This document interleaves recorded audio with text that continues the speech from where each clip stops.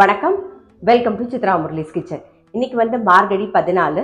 இன்னைக்கு நம்ம என்ன பிரசாதமாக பார்க்க போறோம்னா, நான் அவல் சக்கரை பொங்கல் தான் நான் பண்ண போறேன்.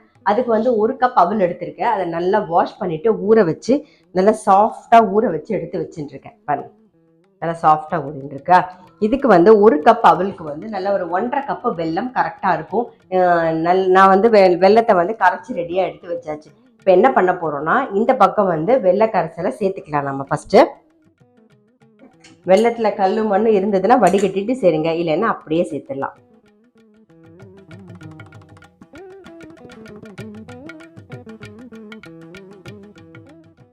இந்த பக்கம் வெள்ளை தண்ணி லைட்டா கொதிக்கட்டும். அதுக்குள்ள இந்த பக்கம் என்ன பண்ண போறோம்னா, நெய் விட்டுக்கலாம். முந்திரி பருப்பு கொஞ்சம் வறுபடட்டும். திராட்சை, இது கூடவே தேங்காயும் நம்ம சேர்த்துக்க போறோம். இந்த நெய்ல தேங்காயும் லைட்டா வறுத்துக்க போறோம். ஒரு 3 டேபிள் ஸ்பூன் தேங்காய், இதுவும் லைட்டா வறுபடட்டும்.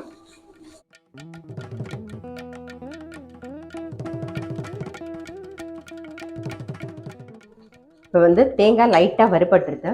இந்த பக்கம் வெல்லம் கொதிச்சுட்டு இருக்கா. இப்போ அதுல சேர்த்துடலாம். இதை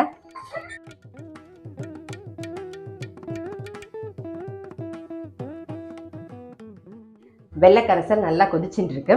நான் 2 கிராம்பு, ஒரு சின்ன பீஸ் ஜாதிக்காய், கொஞ்சம் ஏலக்காய் பொடி பண்ணி ரெடியா வச்சிருக்கேன். இப்போ அதை சேர்த்துக்கலாம். நம்ம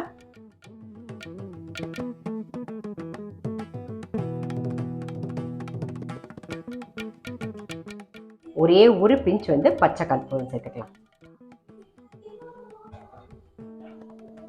பாருங்க, நல்லா கொதிச்செடுத்து இப்ப நம்ம ஊற வச்ச அவலை சேர்த்துடலாம்.